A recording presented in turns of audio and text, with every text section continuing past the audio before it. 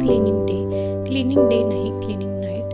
तर आज ना स्वयंपाकाला थोडीशी सुट्टी होती. सुट्टी म्हणजे थोडासा असा झटपट होणारा स्वयंपाक होता, म्हणजेच की एकदम क्विक होणारी रेसिपी होती, म्हणजे शॉर्टकट स्वयंपाक म्हटलं तरीही चालेल. तर मी कृषूसाठी इथे ऑमलेट बनवलेलं होतं आणि यांच्यासाठी भुर्जी बनवलेली आणि चपात्या करायच्या होत्या.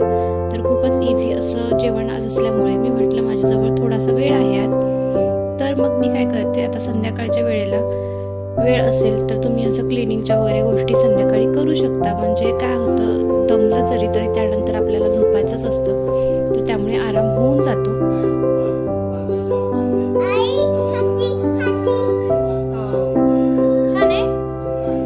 त्यानंतर आहे ना कृषू गेली तिचं जेवण करायला, म्हणजे ती हातानेच खाते म्हटली, तर म्हटलं मग ती खाते, तर मग तोवर मी काय करते, फ्रीज क्लिनिंगला सुरुवात करते. तर फ्रीज ना घरून आल्यापासून म्हणजे जवळजवळ महिना झालं क्लीनच केला नव्हता. तर हे मला असं राहून आठवण करून देत होते. म्हणजे ते ना मला असं क्लिनिंगला बऱ्याचदा मोटिवेशन करत असतात, खरंच मोटिवेट करतात. म्हणजे काही गोष्टी माझ्याकडून जर राहिल्या ना, म्हणजे कामाच्या व्यापामध्ये असं राहून जातंच, तसं मी स्वच्छता ठेवतच असते. असं घाण मलाही फार आवडत नाही, पण काही गोष्टी जर ज्या आतल्या असतील त्या जर राहिल्या तर हे मला नेहमी नाही का मोटिवेट करत असतात किंवा मला सांगत असतात, अगं हे राहिलं आहे, हे जरा क्लीन कर, ते जरा क्लीन कर.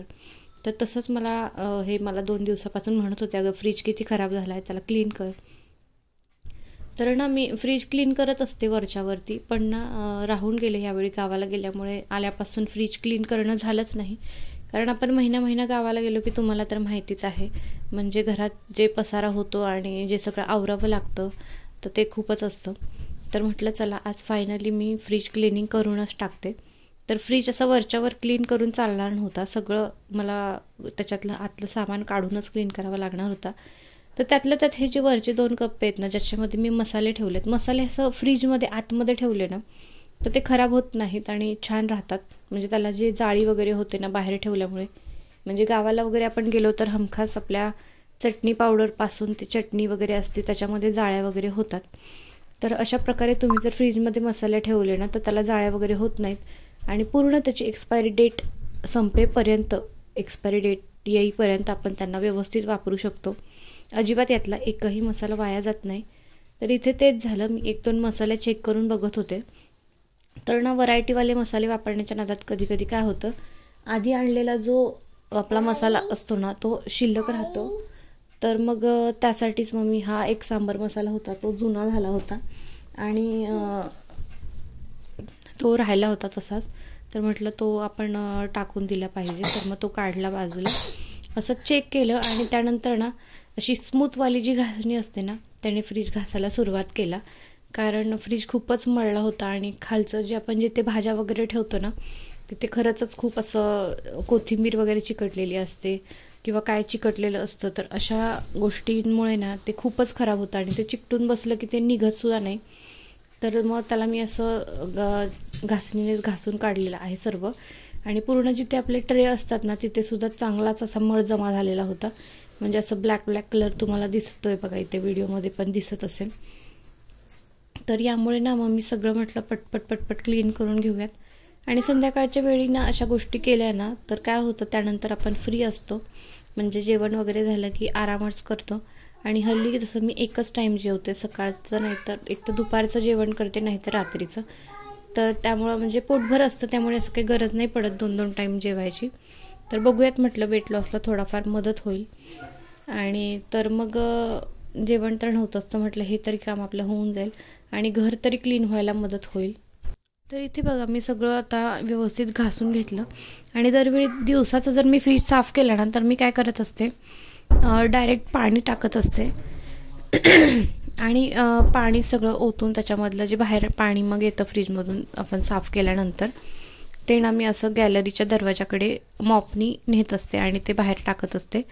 पण आज ना संध्याकाळची वेळ होती आणि मच्छर खूप येतात डोअरमधून आणि संध्याकाळच्या वेळी म्हटलं सगळं घर ओलं करायचं, त्यापेक्षा म्हटलं मग असं फडकं घेतलं मी, जे असं टी-शर्टचं आहे, जे स्मूथ आहे कापड, त्याने ना व्यवस्थित क्लीन होत होतं. मग तर म्हटलं आता सगळं हे पाणी आपण व्यवस्थित त्याने क्लीन करून घेऊयात. तर मग अशा पद्धतीने तुम्हीसुद्धा करू शकता, म्हणजे क्विक होतं आणि फार वेळही लागत नाही आणि पटकन होऊन जातं. तर फ्रीजचे भांडे अजून आपल्याला घासायचेच आहेत. आणि हे बाकीचे जे 3 कप्पे दिसत आहेत ना, तर ते काही फार घाण होत नाहीत. म्हणजे तिथे फक्त बॉटल्स आणि सॉसेस वगैरे आणि मसाले एवढंच असतं. आणि मी काय असं फार सांडापांड वगैरे करत नाही, तर त्यामुळे ते क्लीनच होतं. मग ते काय मी ते 3 कप्पे काढले नाहीत. बाकीचे सगळे हे ट्रे काढलेले आहेत. आणि ह्या काचेच्या ज्या अशा आहेत ना ट्रे त्याच्यातले, तर त्याच्यावरती मी आता फ्रीजचं ते जे कवर मिळतात म्हणजे जे त्याच्यावरती ठेवण्यासाठी असतात ते मागवणार आहे. त्याचबरोबर मी वरचा कवर पण माझा खराब झालेला आहे फ्रीजचा, तर तो सुद्धा मी आता लवकरच ऑर्डर करणारच आहे. तर तो सुद्धा मी तुम्हाला सांगेन मी कसे कवर मागवलेत फ्रीजसाठी ते. तर ह्या काचांसाठी ना तुम्हाला डीमार्टमध्ये किंवा बाहेरसुद्धा शॉपमध्ये मिळत असेल अशी जी स्मूथवाली घासणी असते ना, ती मी यूज करते. म्हणजे त्याच्या एक साईडला आहे ना स्कॉच ब्राईटचं असं जे असतं ना घासणी, ती असते आणि दुसऱ्या साईडला असं स्मूथवाला स्पंज असतो. तर ही घासणी जी ना तुम्हाला यूज होते कशासाठी माहिती आहे का? जर तुमची ग्लासची शेगडी असेल ना, म्हणजे ग्लासची तुम्ही गॅस शेगडी जर यूज करत असाल ना, तर त्याच्यासाठी ही घासणी एकदम परफेक्ट आहे. म्हणजे ना ग्लासच्या शेगडीला कसं होतं स्क्रॅच वगैरे पडतात आपण वेगळ्या घासण्या वापरल्या की.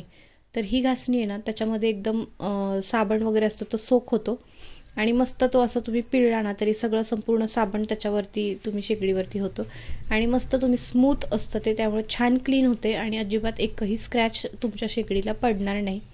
मस्त क्लीन होते एकदम. तर नक्की तुम्ही अशा पद्धतीची घासणी वापरून बघा. आणि भांडे धुताना सुद्धा अशा घासणीमुळे ना, जर सिंपल असे साधे भांडे असतील ना जे खूप मळलेले नाही आहेत, ते एकदम इझिली तुमचे घासून होतात आणि फार काही झंझट वाटत नाही. साबणसुद्धा ते सोक करतं, त्यामुळे छान होतं मस्त एकदम. त्यानं मस्त भांडी निघतात क्लीन. तर चला तर मग आता ही ते ग्लास बघा क्लीन झालेले आहेत माझ्या बोलता बोलता. तर आता एकच राहिली आहे जी याच्या भांड्यावरची आहे, म्हणजे आपण भाज्या वगैरे ठेवतो ना त्याच्यातली. तर त्यासोबतच ना असं व्यवस्थित क्लिनिंग करून झालं ना, तर भाज्या वगैरे ज्या असतात ना, ज्या डायरेक्ट तुम्ही ट्रेमध्ये ठेवण्यापेक्षा आहे ना, म्हणजे हा जो भाज्यांचा ट्रे तुम्हाला दिसतोय, तर भाज्या डायरेक्ट त्याच्यात टाकण्यापेक्षा ना तुम्ही सॉर्ट करून वेगवेगळ्या भाज्या तुम्ही वेगवेगळ्या पिशव्यांमध्ये ठेवल्या ना, तर त्या जास्त दिवस टिकतात. जास्त दिवस टिकतात म्हणजे तर जास्तीत जास्त दिवस फ्रेश राहतात. म्हणजे आता मी जसं की मिरच्यांचं तुम्हाला सांगते, मिरच्यासुद्धा मी आणत असते ना त्या फ्रीजमध्ये मी पिशवीतच ठेवत असते. तुम्ही डायरेक्ट जर अशाच बाहेर ठेवल्या ना तर त्या लवकर सुकून जातात. पण अशा मिरच्या आहे ना तुम्ही 15-15, 20-20 दिवस आहे अशा स्टोअर करू शकता. तर नक्की ही ट्रिक वापरून बघा. आणि मी तुमच्यासोबत ना काही माझ्या किचनच्या टिप्स, म्हणजे जसं की फ्रीजमध्ये स्टोरेजच्या टिप्स आहेत ना, त्या तुमच्यासोबत मी एक वेगळा व्हिडिओ बनवून शेअर करेन. म्हणजे कसं तुम्ही भाज्या असतील किंवा काही असं लिंब असतील किंवा काही गोष्टी असतात फ्रीजमधल्या ज्या तुम्ही इतक्या छान स्टोअर करू शकता ना, ज्या आहे अशा 15-15 दिवस आहे अशा फ्रेश राहतील, अशा टिप्स आहेत. तर त्याच्यासाठी तुम्हाला चॅनलला सबस्क्राईब करायचं आहे. नेक्स्ट व्हिडिओमध्ये मी तुमच्यासोबत ते नक्की शेअर करेन. तुम्हाला त्याचा नक्कीच फायदा होईल, कारण मी स्वतः त्या ट्रिक यूज करते आणि माझे लिंब असतात ना अजिबात 15-15, 20-20 दिवस म्हटलं तरी अजिबात सुकत नाहीत. माझ्या घरी आणलेला कढीपत्ता महिनाभर सुकत नाही. तर कसं ते मी तुम्हाला नेक्स्ट व्हिडिओमध्ये सांगेन. तर ते तुम्ही नक्की जर तुम्हाला पाहायचं असेल तर चॅनलला सबस्क्राईब नक्की करून ठेवा.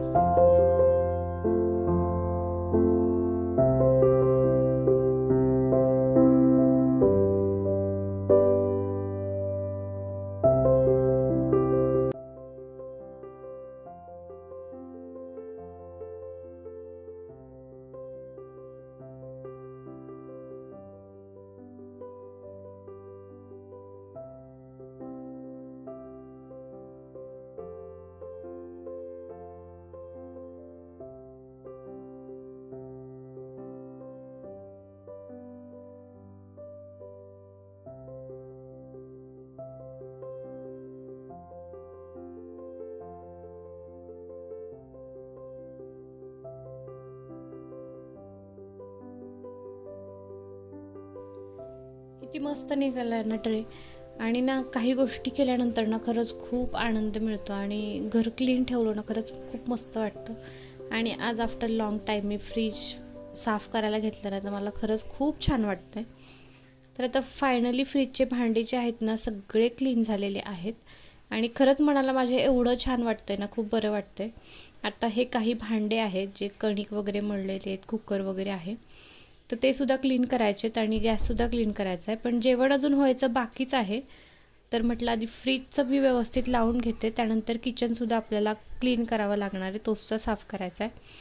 आणि ना बिलकुल थकवा आल्यासारखं नाही वाटत, कारण काहीतरी केल्यानंतर असं छान जर घर आपलं दिसणार असेल ना तर खूप मस्त वाटतं आणि खरंच मनाला एवढा आनंद वाटतोय ना माझ्या, तर खरंच छान वाटतंय. तर त्यानंतर हे जे डबे आहेत ना याच्यामध्ये मी सध्या तरी माझ्या गोष्टी स्टोअर करत असते. प्लास्टिकचे डबे आहेत. तर मग हे असं गोष्टी सगळ्या लावल्या आहेत. सगळं लावलं व्यवस्थित, जसं की सगळे भांडे असतील आणि इथे मेथीची भाजी वगैरे निवडून ठेवलेली होती.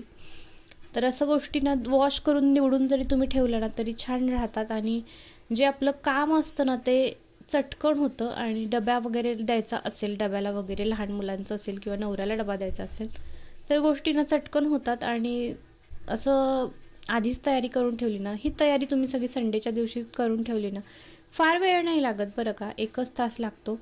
1 तासामध्ये तुम्ही सगळी आठवड्याभराची तयारी करून ठेवू शकता आणि त्यानंतर तुम्ही निवांत उठलं ना आणि निवांत जरी डबा केला तरी तुमचा पटकन होऊन जाणार.